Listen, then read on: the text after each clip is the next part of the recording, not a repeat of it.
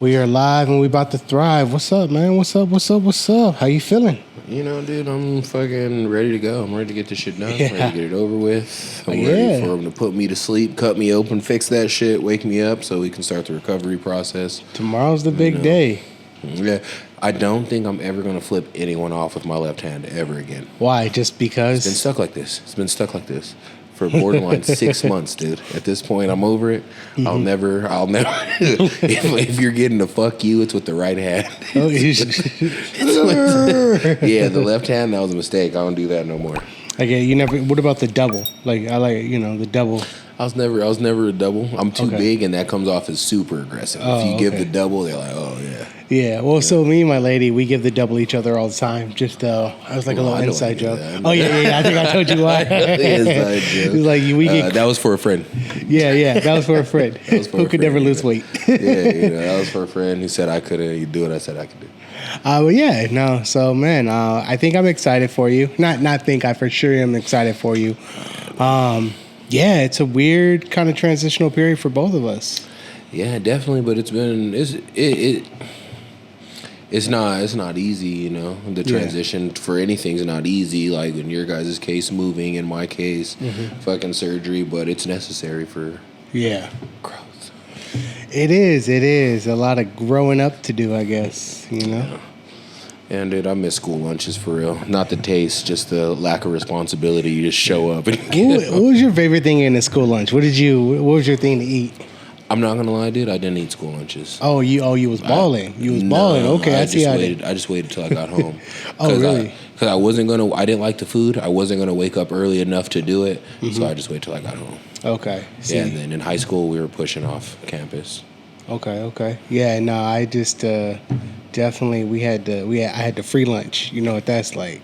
Yeah, that's why I need that shit. No, but bro, like in the morning they would give you like cereal, and I love cereal. So nothing else, I would smash some cereal or get some Pop-Tarts. Go ahead.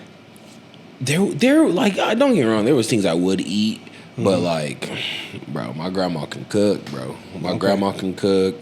Most of the women in my family can cook. I can cook. So whenever I went to school, I just like, what the fuck is this? What is this? It's just nasty. Man, it was, I would say the French fries. The French fries were always solid at school. They would mix it up. Sometimes they'll give you like curly fries. They'll give you regular fries. And then every once in a while they throw in some tater tots. That was the vibe. Do you think they all get do you think, I know it's different state to state because I went to school in New Mexico. You went to school in Indiana? High school, yeah. Yeah. Do you think they get their food from the same corporation, like that U.S. Foods shit? I think it's very possible because from my understanding, it's government contracted as far as like who gets the school lunch. So I would imagine it all comes from the same place. I used to drive delivery trucks, and I used to drop off to U.S. Foods. Mm-hmm. What about them? What's wrong? I don't know what it is, dude. People who work in restaurants, people who like just walking into that warehouse sometimes and just smelling the excess of chemicals, food, just everything going on in a warehouse. Yeah. Just disgusted me. Just fucking disgusted me. So, yeah. That, and I used to drop off car parts there. At the food place? Think about it. They have all these semis that go out. They have to have a mechanic on site. Yeah. So I'd like have to drive through, and then I'd unload whatever I had on my cart, and I'd have to walk all the way through the warehouse to get to where the mechanic's bay was. That's crazy. Disgusting, yeah. Ugh. Lubricant oils and stuff all over. Oceanside, U.S. Foods. Yo, so I did want to, now that it's just us, and it's not Ross, it's not T, it's not any black belts. What are your final thoughts on? I know you kind of spoke a little bit. What are your final thoughts on this whole lower belts taking on upper belt vibes? I stand exactly where I stood the first day, dude. Again, I'm not saying that anyone can't. I'm not saying it's impossible. You know what I'm saying? Because there are those cases like Nicky Rod, but I think that it's a detriment to your growth to think that you're Nicky Rod, if that makes sense. Yeah. And like like there's no target on it. Like there's a target on a black belt's back. There's no target on a blue belt's back. If anything, there's a very small target on a purple belt's back, but it's not a real target. You don't think white belts are targeting blue belts, or just but they're targeting everyone they can in the gym. You know, as you go up one belt rank, you know what I mean? There's just one less belt rank that you're targeting. I don't know. There's a couple of white belts that I'm like, man, I kind of want to get you. Yeah, but do you want to get them because they're skilled, or do you want to get them because they did some shit that pissed you off? It's more of just because of, like, I would say their wrestling ability outweighs my wrestling ability, and so that's different. That's different. You know what I mean? It's a different martial art, so kind of. Yeah, that goes back to we can learn something from anyone, but to say that you're just dog walking black belts, that's where I can't agree on, because I know a lot of black belts. I have a lot of black belts I respect. Shout out Alyssa, shout out her dad, Professor. There's a lot of black belts, and I know for a fact, because I've heard it come out of all of their mouths, and none of these people know each other, that they're like, I don't always roll with the purpose to beat you. Yeah. Like, sometimes I'm leaving things open to see if you can take it. Sometimes I'm leaving things open because I'm working on something new myself. So there's a lot of, like, intangibles that go into it. If you want to leave with a, hey, I tapped out a black belt, it's a dangerous game because that confidence is going to get built, then there's going to be some black belts going to chop that shit down. So am I doing myself a detriment by leaving holes open for lower belts? No, because, like, at the end of the day, in fighting and jiu-jitsu and wrestling, when you do something, there's always going to be a counter to it. There's always some kind of opening. The only difference is black belt knows where it is. I don't, like, some of the things I do, I don't necessarily know the opening until it's too late, or I feel the opening in between. The black belt knows the opening before he does it. You know, so I don't think you're giving yourself a detriment, because I also know that you don't just work on one thing all year. You know what I mean? You work on this part of your game for a little bit, then this part of your game for a little bit, then this part. So naturally, you're going to leave those openings. And to do that at times, sometimes you have to let somebody work to get into the position that you're trying to work on. You know? So I don't think you're doing. And then again, this is no shots at Ross. This is no shots at T, because I got mad respect for both of them for different reasons when it comes to their game on the mat. But I don't know, man. I just don't think that's the case. I wonder how much of Ross and what he was saying is, I do, like I said, I've experienced situations with black belts where I know they were turning it up on me, and I know that I would honestly say, were we the same if we were matched in the strength level? You know what I mean? Like, it would have been a problem.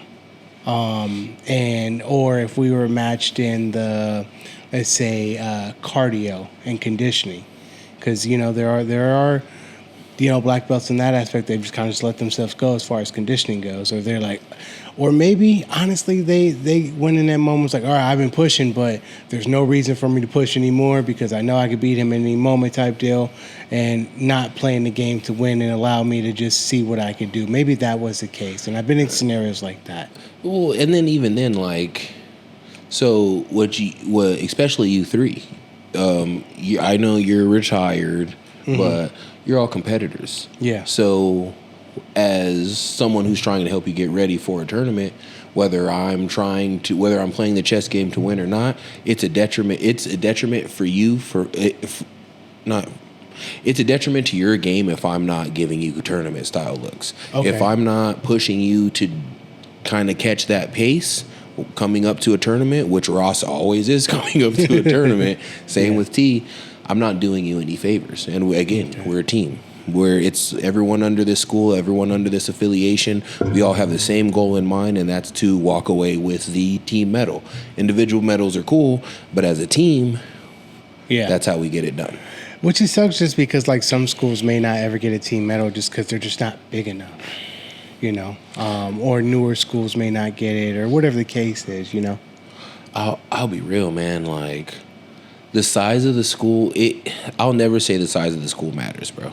I'll never say that, because as long as you have a professor that you feel that you can be coached by, that understands, and that you guys can communicate back and forth on your growth, and one or two good training partners, what more do you need? Well, I'm saying to get the team trophy. Like, yeah, but at the end of the day, like, if you have 5 students and every time they go to a tournament, 4 of them medal, right? But you never get the team trophy, but 4 of your 5 students medal every time. Who gives a fuck? You know what I mean? Okay. Like, to me, it doesn't matter. Like, the team medal is the end goal to grow the school, but if you're a small school, you kind of have to go into things knowing that you just don't have the numbers to compete for that. Yeah. Okay. And that's another thing. Like, in reality, team medals usually go to the same. They usually go to Gracie. Yeah. It's because everyone goes to Gracie first before branching out to other schools. Or Gracie Baja, Gracie Humaita. I lump them all together. I'm not even going to lie. Okay. I'm not even going to lie. To all the Gracie people out there, no disrespect. There's just a lot of them.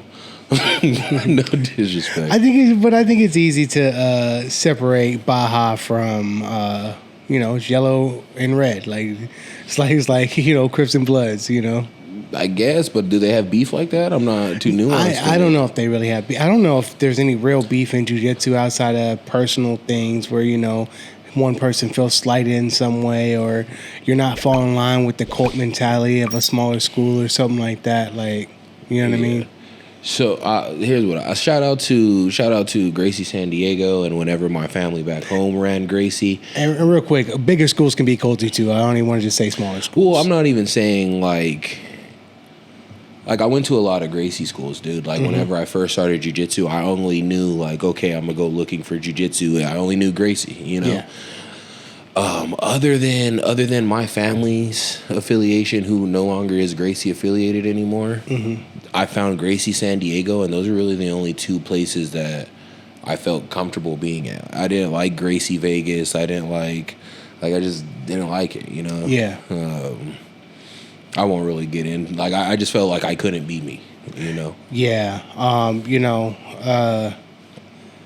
Yeah, I feel that. And I think it's important that I'm allowed to be myself within the gym. I'm kind of too much of an individual to Yeah, and then like you're paying your mat dues every month. I don't want to come here and have to only wear white gis or no hate on that, but no, I got hate on that. I got hate on that. To only wear like Gracie gis or and I get like the censorship. I had one school ask me to cut my hair. Just a bunch of stuff I ran into at Gracie schools, and I don't want to lump them all together. That's just my experience at the ones I went to. Okay. But Gracie San Diego was lit. Professor Ale was cool. Back home, 3 Crosses, fuck with y'all forever. Are they Gracie based? They were at first, but not anymore. Oh, okay. Copy. Why? I don't know. They just changed they just dropped the affiliation. Okay. Yeah, no, Gracie Humaita is solid. At least in Brazil. That's the only one I've been to, so. You know what I will say? Gracie Humaita has 2 teams, one in Texas and one in San Diego, and they're all girl teams, and they're fucking good, dude. Good. I don't know about the one in San Diego anymore. That was a few years ago, but they're fucking good. Okay. I haven't. Yeah, I'll have to check them out soon. Just take a visit down and just start checking out the schools down there. This whole year was supposed to be different for us as far as like we were supposed to go to a bunch of schools, check a bunch of things out. Injury happened, and then kind of took a backseat to what we were supposed to do this year. I want to say I think that's part of why I've been so down. It's just like, man, there's so many goals and things that I wanted to do this year. It's like just didn't happen, and for no other reason that just life. You know what I mean? Not even just life happened, and it kind of took over. Yeah, life definitely did happen, and no baby oil because Diddy bought it all.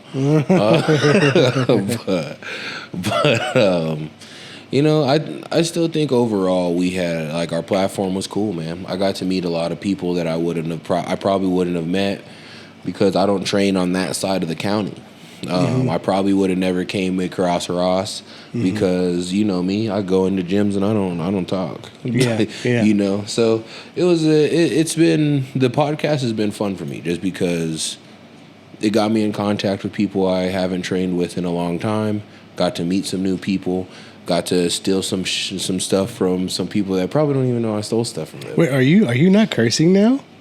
Huh? I heard that correction. Are you not cursing now? No, I'm still cursing when I'm trying to, cut it back for the podcast a little bit. I don't want to be up here like that SpongeBob episode.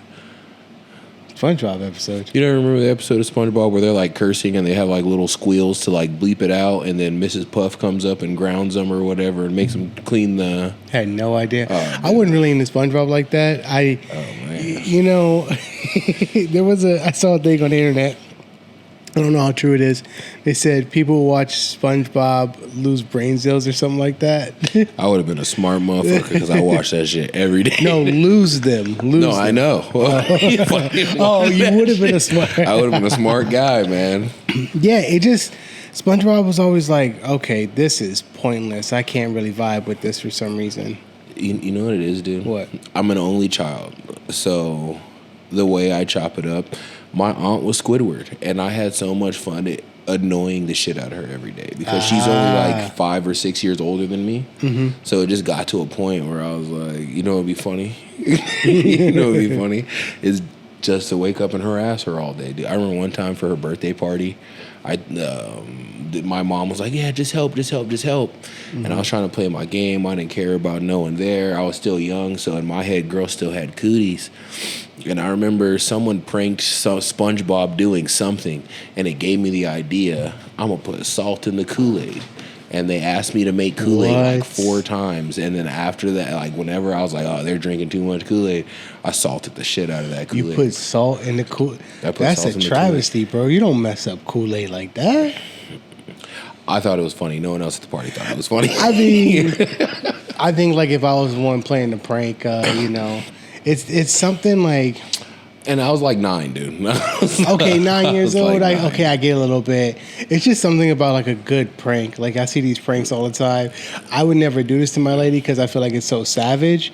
But I see these pranks where like this guy will be like, "Hey, babe," and he'll have like subs set up, and he'll like smack her in the face with like drop a water balloon on her, or like shaving cream water balloon or something like that. Is he the ex-Marine like marksman or something? Like there's one too, like with a Nerf war like that too. Yeah, and he like shoots the shaving cream balloon from.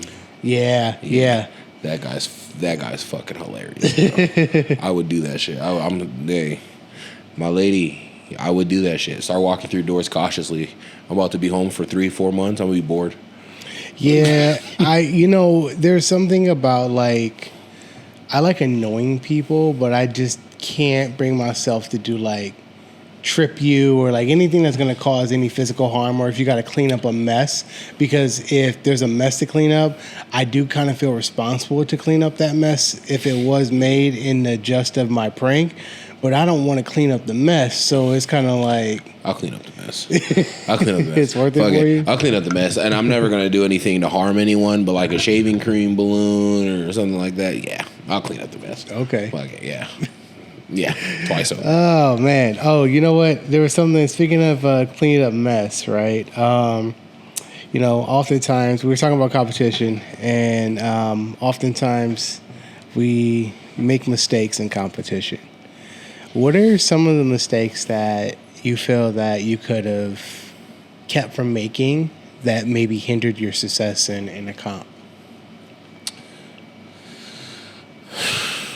I have one specifically because technically it was my last tournament. Not this last World League, but World League from last summer. Mm-hmm. And the no-gi, I had that match won, pretty much wrapped up. I was scoreboard and clock watching. And I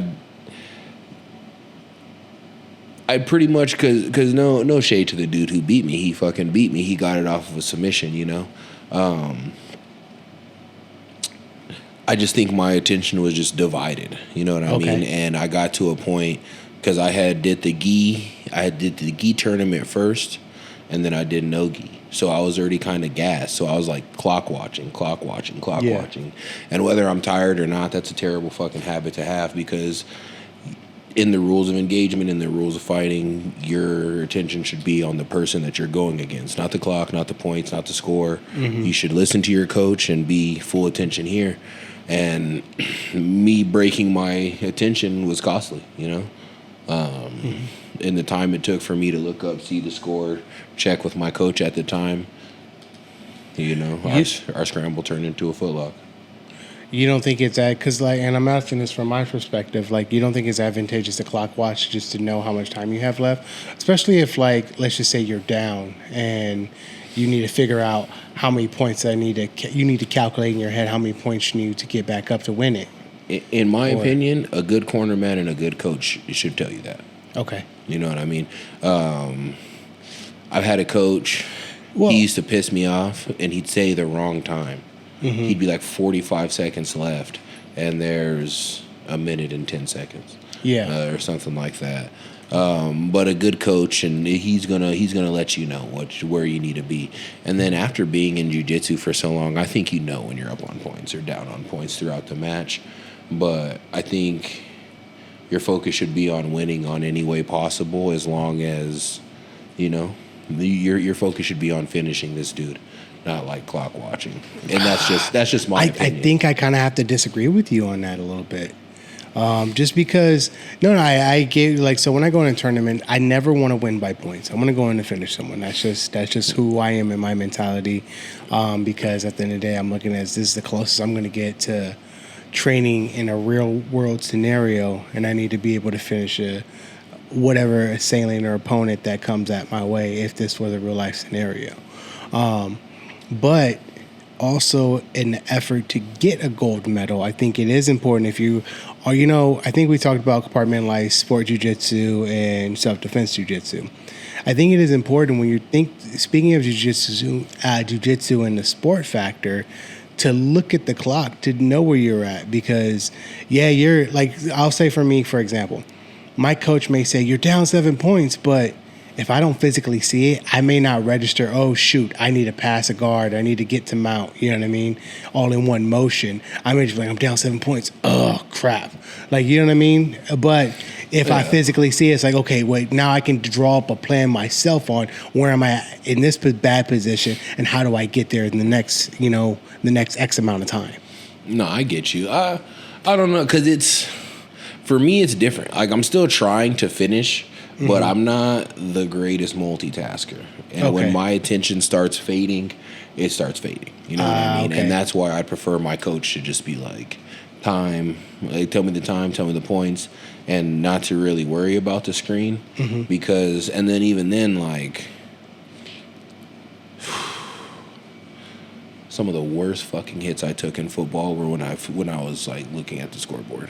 When you're pursuing and you take a peep up, like, trying to see, like, how much time is left, you get fucking cracked. I think also the times that I look at the clock are the times that I know where I'm at. I know what position I'm in. It's not, I'm either in control. I need to know, hey, do I try to push this? Do I have time to like rush this? Do I have to rush this submission to get it, or do I have time to move to the next position? Like you're saying, play that chess game. Do I have time to move the knight over here, or do I need to run that pawn right up the middle because that's all I got right now?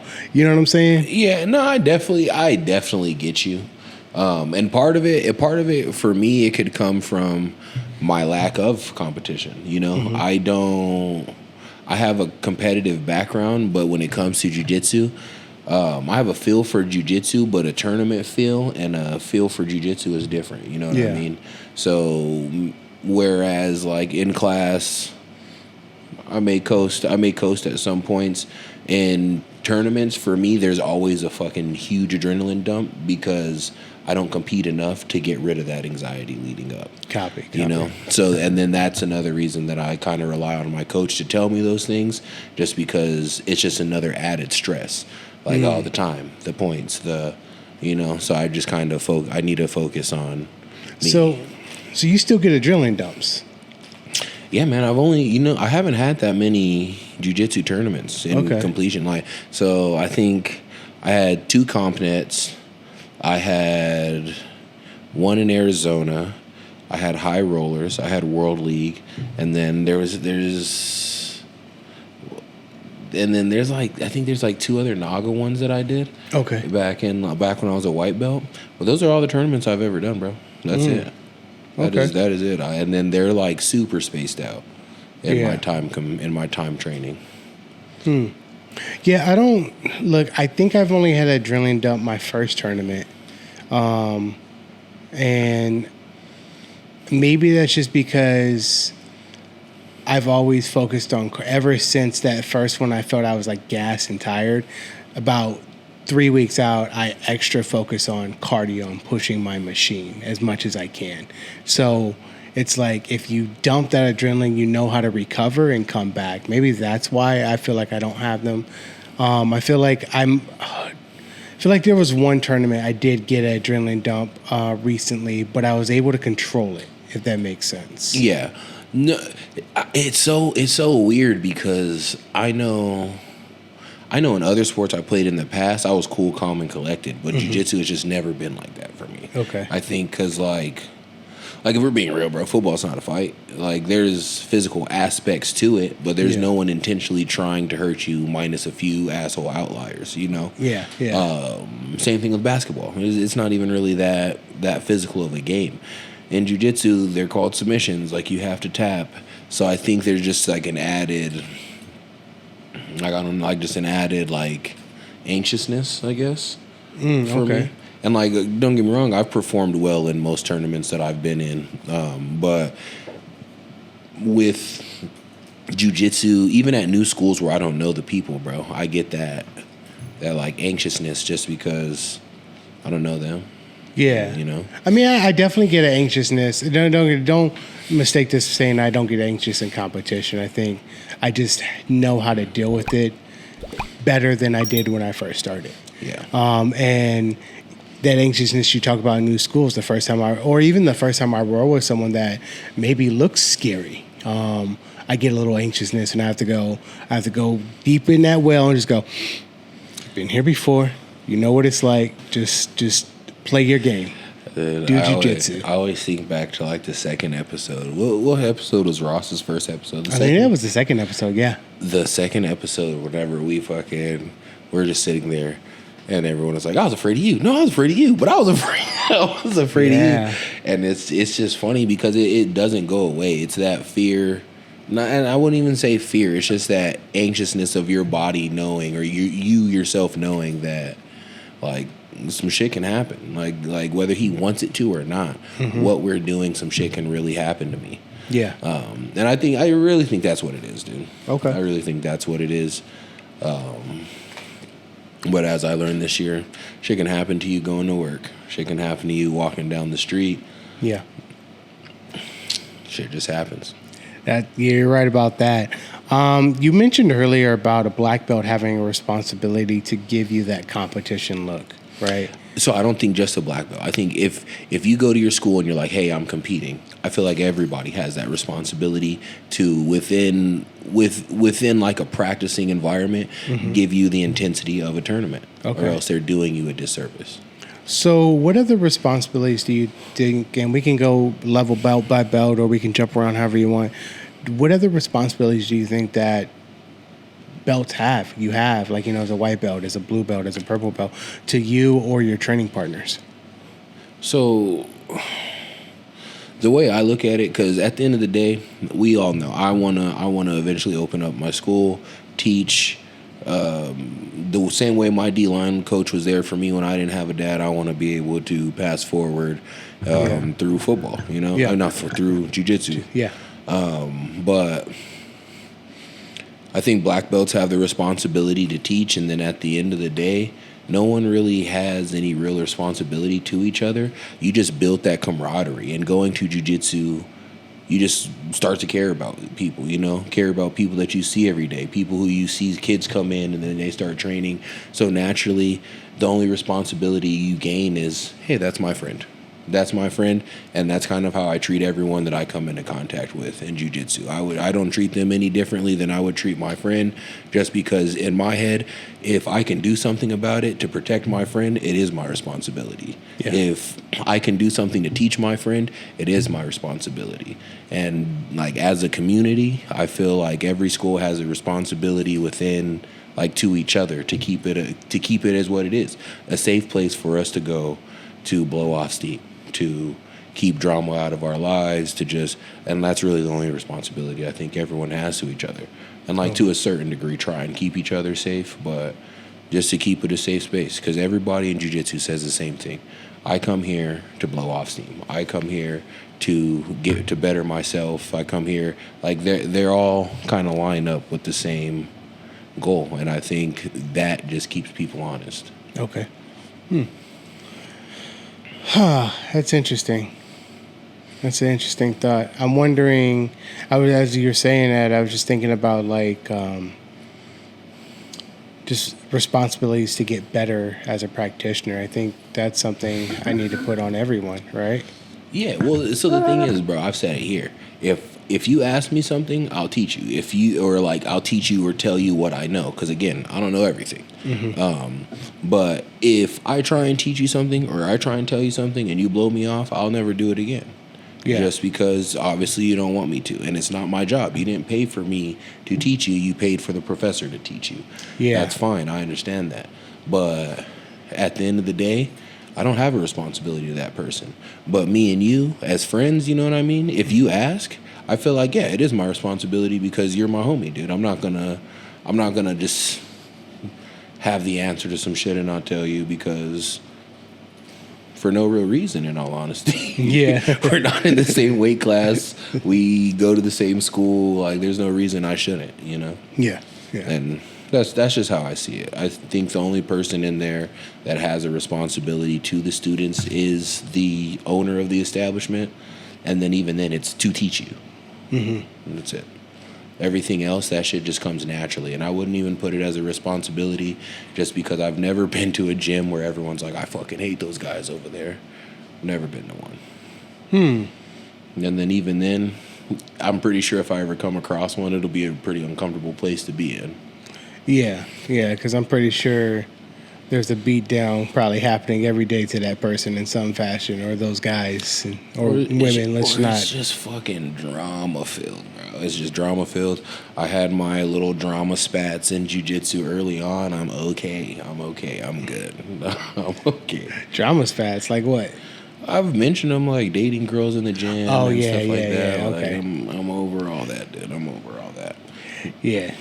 It's so interesting how, like, that is so far from my mindset when it goes to the gym. The last thing I'm thinking about is like dating anyone in a gym, and it's I feel like, go ahead. It wasn't my intention. It just happened. You know what I mean? I'm not gonna say how it happened. Yeah. I'm not, like, on the occasions that it happened, it just happened. You know? Well, I think that's why, like, I always say that, like, I was supposed to find jiu-jitsu, and I found it at when it was perfect for me, even though I had opportunities in the past to, like, start jiu-jitsu. Just because, like, me and my lady, we're, like, locked in. There is no going to check out other girls or anything like that, or trying to holler at them and, like, trying to, like, hey, let me take you on a date and then let's roll it. No. That I don't have time for that, let alone I'm so loyal and committed to my lady that, like, it's not going to happen. Well, for me at the time, I was single, and then, like, it just got to a place where, like, when I was living in Vegas, I wanted nothing to do with that shit no more. Like, I came to jiu-jitsu to choke motherfuckers. Like, I'm not here trying to talk to you. I'm not here trying to date you, because it just ended badly every time. But Vegas will get you, though. That's what it is, man. We can't talk about Vegas. Hey, look, it's the Sin City. Half my name is Sin, bro. I get it, man. Well, I learned my lesson in San Diego, dude. After I left San Diego, I was like, never again, dude. Never again. But yeah, and there was some places in Vegas where I trained, like, my main gym now. There was, like, 2 girls there. Oh, so you had side gyms.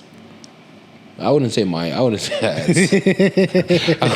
I had side gyms, but I definitely used to go to open mats at other gyms and stuff Okay. like that. You know? I get that. Like when I was in high school, bro, I never dated girls in my school. I had girls all outside of my high school, like around the city. You're the trying other to high get me in schools. trouble, brother. You know my lady watches it. Hey, look, this is the past. You're locked in. Nah, I'm just talking shit. But after the situation, the second situation in San Diego with this, I did not.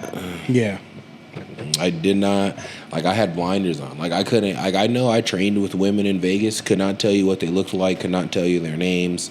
I could not, like, I think maybe if I saw one in Walmart or something, I'd like, you look familiar. Yeah.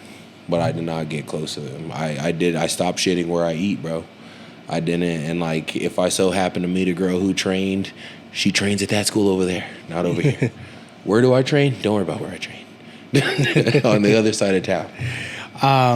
It's funny you say that because I feel like that comes down to maturity, right? It comes down to maturity. And that was one of the questions I had on here is like, how do you think jiu-jitsu has shaped your life as far as growing up, making you grow up, making you mature, at this point, at this juncture? And also keep in mind now, you got to look into this as you're going back into with an injury, coming off an injury. But how has it shaped your life outside of jiu-jitsu? And what kind of confidence has it given you? If any at all. So I've always had a very like head down and work mentality, just kind of where it's what it's like where I grew up, for real. Yeah.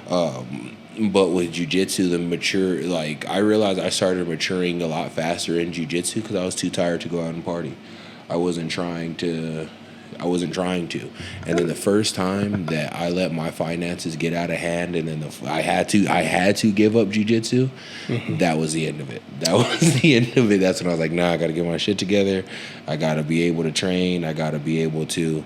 So it just kind of helped me put things into perspective. Would I rather go out and drink with my friends, or would I rather pay my dues this month? Yeah. Would I rather, like, it just kind of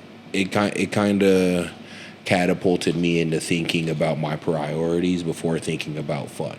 And like, to most people, jiu-jitsu wouldn't be a priority, but to someone who has like anger issues and like, yeah, I control my anger in other ways, but this is the way I like to do it. You know what I mean? Yeah. This is the way to where my bad day can be at 100% and I go train and I come home and I'm down to like 5. Video games, I'll go from 100 to 80. You know, it's not the same for me. So it just kind of put things into perspective of I need to handle my responsibilities. Like, it's a gut punch for everybody, you know? Like everyone has their different gut punch, but whenever I had to like, yo, I can't train anymore because I can't afford it, that was this needs to stop. This needs to stop. And as for like confidence in life, I think it kind of just showed me that you really can do what you put your mind to, bro. Because there's a lot of guys, for lack of a better term, who look like they wouldn't bust a grape, bro. But they're in the gym, and I've seen times where people go from looking like you can take advantage of them and probably can take advantage of them and throw them around to now I'd pick them in a fight versus almost anybody. So it's just kind of that thing. It just helped me put shit into perspective. It got me tired enough to where partying didn't seem fun, and then everything from there just kind of lined up. You know, you said that it reminded me of Attack on Titan because I'm on it. So spoilers if anyone who hasn't watched. I'm still in season 1 and I'm on like on episode 5, 6, right? Where You're not spoiling shit. they're making the decision to either go in the scouts or the military police or the cavalry. And what's his name? Aaron? Main character? Yeah, Aaron. I'm still trying to remember one's names, Aaron, Armin, Mikasa. Sandy's the one that cracks me up just because she's like stealing food and stuff. She's just like, yo, I'm doing me. Ain't nobody changing that. When they made her run and she was like, can I finish my bread first? Yeah. Yeah, no, Sandy's she's a vibe. As far as personality. Nobody tell him shit. Yeah, don't tell me anything. Don't comment nothing about it. No, y'all can comment some things. Nah, bro, because I know people are on the internet. Don't comment nothing about Attack on Titan. Okay. But Her name's Sasha. My point is saying that, huh? Her name's Sasha. Oh, it's Sasha. It's not Sandy. Yeah, it's Sasha. Oh, my bad. No, it's cool. It's a cartoon. I don't give a fuck. I'm trying to remember everyone's name. But Aaron, he just gives a speech about like, yo, I'm gonna kill all these dudes, and like, if y'all ain't trying to get better, like, why are you even here? And like, you know, and then everyone starts like, no, we're going to scouts now, and like, in a weird way, I kind of feel like Aaron's like, that's kind of how I feel about jiu-jitsu. It's like, if you're not here to get better, if you're not here to, you know, take on the challenges that scare you, like, why are you here? Like, what are you doing wasting your time and our time on the mats? You know what I do see a lot What? in jiu-jitsu? I see people put their kids in it, and then their kids get to like... Their kids get to a point to where they're still kids, but you can't necessarily look at them as kids, and then you realize they know some shit you don't know. And then those people get into jiu-jitsu, and I feel like they have the weakest will because they're not there for any reason other than they think their kids can beat them up. Like, deep down, they think their kids can beat them up. Oh, like the parents that join? Yeah, Oh, yeah. Deep down, they think their kids can beat them up. That's what I think. Especially, like, no shade, but especially, like, daughters and moms. That's why I think they get. I know, like, you know, if I had a son and I felt like he was outpacing me in jiu-jitsu, I'd probably have to study a little bit more because I'm just like, I can never have that moment where you checking me and just dropping me like a, you know. Go take the trash. Yeah. I'm like, oh, what'd you say? Oh, dude, I was watching this meme. It was funny. It was just like going through the generations of like, they're like Gen Z's dads and the disrespect that they get. And he was like, all right, well, you know what? Buddy, you need to like he was disrespected by his son. And he was like, all right, buddy, you need to like be a little bit more serious and you need to like, you know, be responsible and take care of your things. And he was like, man, whatever, at the end, right? Then it went down to like millennial dads. Millennial dads was like, oh, okay, you know, hey, do you know what I went through? No. You gotta go check that stuff, yada, yada, yada. Then he goes back to boomer dads, and boomer's dad is like, huh? One more time, say that again? Went get his belt and beats him. I'm not a believer in gentle parenting. I'm not a believer in gentle dog owners because I know how I was when my mom tried that shit, and it did not work, and it would not have worked. Hey, look, I'm not saying you should beat your kids ever.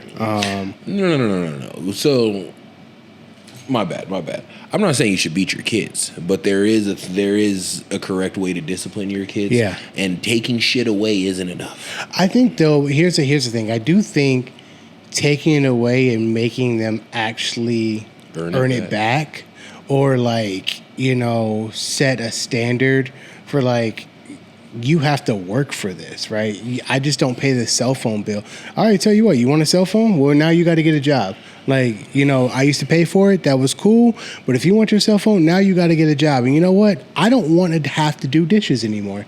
I don't want to have to take out the trash anymore. I don't want to have to vacuum and, you know, clean the bathroom anymore. So now what? That is your job. If you want this cell phone and each one of those things, we tally it up to a dollar amount. We'll add that up. And if you don't do all of it, then you don't get enough for your cell phone and you don't get it. You know, that's what I'm talking about. So, contrary, like, I was spanked a few times as a kid, but that is not what my family believed in. Yeah. My family believed in PT. Yeah, no, I like that idea too. You got in trouble, they sent you to your room to think about it, and it was never the same amount of time. Sometimes it was mind games. Sometimes it was 5 minutes. Sometimes it was 2 hours. Sometimes, but I'd hear the adults in the other room just having a good time. They're not thinking about me. And then out of nowhere, it gets quiet, and the door opens, and then they like change into workout clothes, and then we'd start with like running, and then they'd have me do military style push-ups, down, up, down, up, down, have me hold it. If I fell, we're starting over because you hit the ground. Like stuff like that. And then after that, they'd give me a fucked up chore, like go pull all the weeds. Stuff like that is what kept me out of trouble. Taking my shit away, whatever. Yeah. That's what I'm talking about. Like gentle parenting. That's what I'm saying. It's not about beating your kids. It's about like knowing how Timmy, to mentally. that wasn't nice. Timmy knows that shit wasn't nice, and Timmy don't give a at all. That's what I'm saying. Timmy, go ahead. So that's just what I mean by like I don't believe in gentle parenting. Yeah. Like, Yeah. No, it's I just I think back to this 2-year-old who was like I watched him straight up hit his dad. And not like, oh, like how we're playing, but like, that kind of, I don't know. He came up trying to do that to me. I was like, caught his head. No, we don't do that, kid. we don't do that. And he tried it one more time and I caught his head again. I was like, no, we don't do that. And he didn't try after that. You know what I mean? Whereas like I just watched his parents just allow him to do that. And that's not to say like, I don't know what's going on at home. I don't know what type of time this parent has to be present with his child or whatnot. But those sort of actions, right, are what transpire into these children just running amok and doing whatever they want, and out here in the world. Yeah, I don't know. I don't know what y'all teach your kids. I know the kids in my family are still taught to throw them things. So if your kids don't know how to keep your hands to yourselves, you run across the weak Sir Jones in California. I'm sorry. Well, look, no, I think it's important to teach your kids to throw your hands, right? But I think it's also like, hey, we're in public. You don't throw your hands at me ever, right? Like, well, no, I'm not even talking about to you. It's a keeping your hands to yourself. Because you don't know what other people are taught. Yeah. And I'll be real with you, like.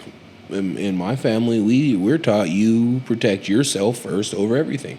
Mm-hmm. And that means if your child can't keep their hands to yourself, these children over here are going to handle it accordingly, Okay. And like maybe that's a medieval way to think about it, or like, oh, that's not right. But there's been multiple cases of like teachers don't do shit. Teachers are employees just like me and you. Mm-hmm. They don't, to a certain degree, they don't care. They don't get paid enough. Exactly. And that is why I'll forever be an advocate of somebody fucking with you put them down. Yeah. There's too much weird shit going on in schools now. And then California passed that law that they're about to either put cell phone blockers in schools or make it to where their phones aren't allowed in schools. But I don't really like that just because of all the shit that happens all the time. And like when I say the shit, you know what I mean? Like the shootings. You're gonna take cell phones away? Yeah, I get what they're trying to do because California tests really low and they're considered not the brightest state. Really? That's very interesting because I've always thought of California as one of the standards for education. Hell no. I thought Nevada was like a low standard. They are too. So California's not low, but they're not high. Okay. They're like in the middle. But if I'm not mistaken, the smartest region in America is the Northeast. Based off of testing. That would make sense. Like Virginia up into the peninsula. Yeah, because that's where 100% like you have parents while they are in the workforce, they're very much, those are where a lot of the Ivy League schools are. And that's where it's like, hey, no. And also that's where, I think that's a lot of where the generational wealth is. Like in the hands of the people on that coast. This is all new money out here. That's why you get this softer parenting vibe out here and this kind of, we're hippies. We're like, at the end of the day, it's like... Don't bunch me in with these Californians. No, I'm just saying colloquially, the energy and the people of this state are very much, I feel, more pacifist than they are, aggressive. Yeah. They don't even believe in carrying guns for the most part to protect yourself. Keep that thing on you. I mean, but that's but what is that? That's a South thing. That's even on the East Coast. They think for the most part, outside of New York, you're allowed to have a strap to protect yourself. Yeah, my thing is we shouldn't even get on this on the podcast, but okay. Yeah, my thing is just like. The world's a crazy place and it's only getting worse. So I'm always going to tell the people I care about and the people that I fuck with to protect yourself. Yeah. Protect yourself. Know how to protect yourself. And if you don't know how, learn to. You're going to spend, like, the people who don't want to do boxing or say martial arts is expensive, I guarantee you they spend that money on alcohol or something else. Oh yeah, for sure. Every year. And I'm not telling you to give up your vices, but I'm just saying, like, if you put it in a perspective that way, where you can put that money towards boxing, and then you learn boxing, and you can teach your daughter and your wife and your son how to box, so now you have a level of comfortability within yourself. Like, okay, if my wife or my daughter or my kids are out there, they know how to defend themselves to a certain degree. It's a stupid purchase to buy alcohol over. Yeah, and like once you learn I would say almost any martial art, you really don't want to, like, don't get me wrong, you get those guys who get the blue belt levels, like, I can take on people, whatever, you know, kind of like how you say you were at parties, you know, back in the day. Yeah. But for the most part, I would say colloquially, people ain't really trying to fight. It's like, hey, we know what this takes. We know what it can do. Not only that, this day and age, the legal ramifications for even getting to an altercation is not even worth it. So the maturity level that comes with understanding of martial arts, I think it just tenfold points you in the right direction to, like, just be non-confrontational in general. Yeah, I definitely do agree. Despite what the energy that my lady gives off, for those of you that know her, they compare her to a kindergarten teacher or Mary Poppins. Those are the two that I've gotten the most about my lady. Mm-hmm. But she did boxing for a while. Like, there's a certain part of me that knows that if push comes to shove and she has to throw them things to a certain degree, she's gonna be okay. She more than likely will be able to create her distance and get help. You know. But if she didn't, no, I'd be stressed out every day about what the fuck's going on. Yeah. Like, why didn't you answer your phone? And I think that's where those guys come from. Yeah. The ones who don't have any faith that their person can protect themselves, you know? Yeah. Well, that's just me. That's just the way I see it. Sometimes you gotta pop out and show people, as they say. Certified boogeyman. You know, the one that up to skull with him. You know, yeah, you're right. You got where I was going. Walking around the whole town, I know he got some hoe in him. It's hard when you know that too. When you know they got that when they, you know, I'm trying not to curse, but when they got that hoe in them, right? Like, I guess when you know, I've said this before. Like, the reason why I got away with what I got away with growing up is because I knew they weren't about that life, right? I knew 9 times out of 10, because I grew up around real gangsters out here in LA. When I got to Indiana, I was like, oh, y'all ain't really about this. Y'all ain't about to do nothing. Like, I can talk all the mess I want. As long as I show you I'm down to go, you're not going to challenge me. You know what's funny, dude? So, to a certain extent, I agree with you when it comes to, like, gang members, right? Mm-hmm. Where I come from, there's nothing to fucking do. The nearest city that there is something to do is 4 miles. Is not 4 miles. It's like 4 hours away. And then even then, if you're not 21 and up, there ain't shit to do. Yeah. So fighting is a thing, and I realize, like, in California, people are more willing to shoot you. In New Mexico, nah, they're gonna throw them hands, bro. Yeah. They're gonna fight you in New Mexico. Well, I'm talking about high school, and I'm talking about immature people who have no self-confidence within themselves. I'm not, again, I go back to what I was saying just a little bit ago. It's like, I'm not trying to get in confrontations now. You know what I mean? And I don't want to be in any confrontations, because at the end of the day, the juice isn't worth the squeeze. So the jiu-jitsu aspect of it has given me confidence in 2 ways, right? Mm-hmm. So if you can prove that someone attacked you and you choked them out and then you stayed there and you woke them up and then the cops came and you explained to them, hey, person attacked me, I put that motherfucker down, I subdued the suspect. Nothing's happening to you. Yeah. You know? But also, you can really tell who can't. Like you said, the ones who are overcompensating, selling wolf tickets, for lack of a better word. You know what I mean? There's usually no square up. They usually don't create distance. They usually just sit there and rah at an extremely, like, close distance. And since I started training more, I don't like getting into fights, but if one happens, I'm going to commentate. I'm gonna be like, he's trash. I'm gonna commentate, and that's one thing I've noticed. Like there was one time where I seen the dude was mad. I don't remember what he was mad about, but he was getting real hyped. He was getting real red. The other guy was calm. I'm looking at the calm guy like, hey, I don't think we should let this happen. The dude just kept getting mad. The calm dude takes a step back and he's like, hey, man, it doesn't have to be like this. And when he said it doesn't have to be like this, I knew he was talking about it doesn't have to end for you like this. Yeah, exactly. But when the dude squared up, I left. I know the fight didn't last long because my homie told me about it, but I knew it was about to be a bad time for him. And the dude got knocked out in like 1 or 2 hits, or he got put down pretty quick. But that was a moment I realized, like, a lot of the people that people are afraid of are not the people they need to be afraid of. Yeah, no, for sure. We are at that time, man. We should probably talk about some positive things. Yeah, we're at 55 minutes as it says on this clock here.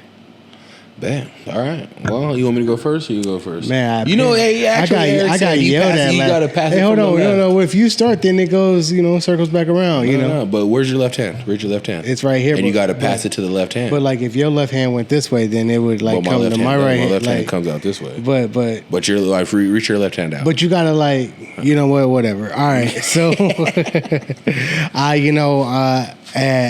I'm positive that, we've had this experience together, man. Like it's been a fun experience, and, I haven't always been the most brightest of moments, I feel like, but I definitely feel like, there's something here. And I'm happy to have done it with you, man. Seriously.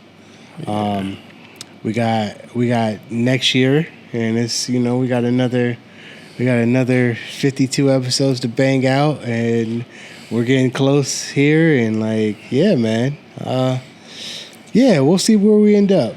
Yeah, man, and it's all in the journey. To build off that, man. Again, I know we had a lot of plans that got halted because I wasn't training. Mm-hmm. But for what we did have with what we had got with the cards we were dealt in terms of my hand. Just not being able to train, my vacation in the middle of summer. Mm-hmm. I think we did a great job. And then even then I had no knowledge of cameras, lights, editing. Still have no knowledge on editing. If I'm being real with you. But I think we put out a pretty cool product that for anybody. Yeah. Whether you're new, been in it, haven't been in it, want to get in it. So I think we did something pretty cool, and I can't wait to keep expanding on it. Same. Yeah, I think honestly, I think maybe it's just kind of where I've been at this past couple of weeks. I'm just thinking it's like it all had to have happened for a reason. Mm-hmm. And maybe it's just slowing down and enjoying the journey is what what the reason was, instead of just trying to push warp speed ahead with everything. You know what I mean? Who knows? We could have went so fast and ended up like Diddy, right? No, we don't do the same shit. They not like us. No, definitely not like that at all. But what I mean is I feel that sometimes success across the board can go to people's heads, and they start losing who they are. Right, and I think it's, you hear about selling your soul and things like that, and I think that's kind of, metaphorically speaking, what is being said. It's not about they're rich and they made money. It's just what are you doing with it, and how are you making a difference? How are you making an impact, and how are you helping people? Because that's really what it's all about at the end of the day, in life and on the mats. Big facts. Before we go, I do have one. Yeah, go your positivity time now. Go ahead. To the left. It is finally almost over. That's my positive. By the time this airs, Monday, or are we going to do the one on Saturday? Well, we're going to find out. Anyway, by the time this airs, I'll have already been well out of surgery. Yeah. And I'm just kind of ready to start making my way back to what I love to do. And, I'm starting to be able to see the light at the end of the tunnel. And I've gotten time to start my school again and kind of start take some time to better where my life is going as opposed to where it was. And that's what I'm saying, right? It's like that time was given to us for whatever reason. And like maybe we didn't always make the best use of that time, but it's still time. And, you know, we still got another quarter of the year to go. So let's use that time to evolve ourselves. Oh yeah. But yeah, man, that's what I got. I got a little secret. I got a little secret that I'm gonna tell you off air. Okay. But yeah, you know how it is. All right. Well, I mean, that's it for me, bro. That's it for me. You know how it is. Thank you for tapping in with us as always. Yeah. Sorry for the shit I talked, but just so you know, you guys are the people I was talking about that I care about. Learn to protect yourself. Learn to protect yourself, your loved ones. If you learn any type of martial arts, there's nothing wrong with you teaching what you learned to your family. Whatever you got to do. But outside of that, you know what it is. Like, comment, subscribe.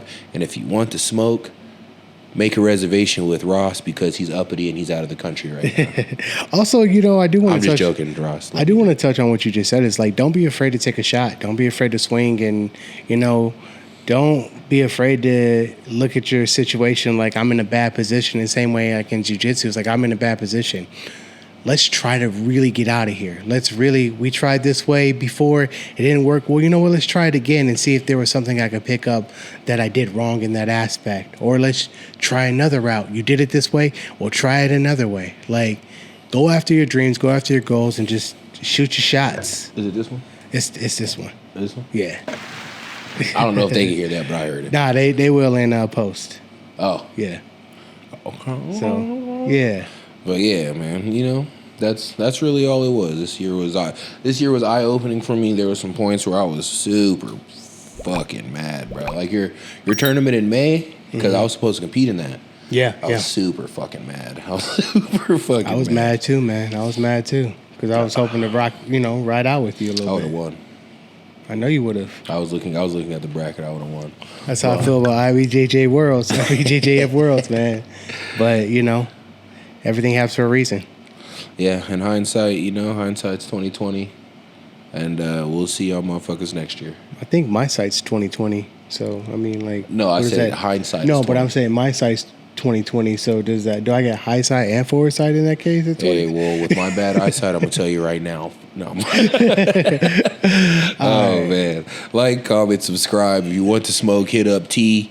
Ross is being uppity and drinking mimosas on the beach. Hopefully. Well, I don't know what he's doing, but I just hope he's having a good time. And other than that, peace. Stay blessed.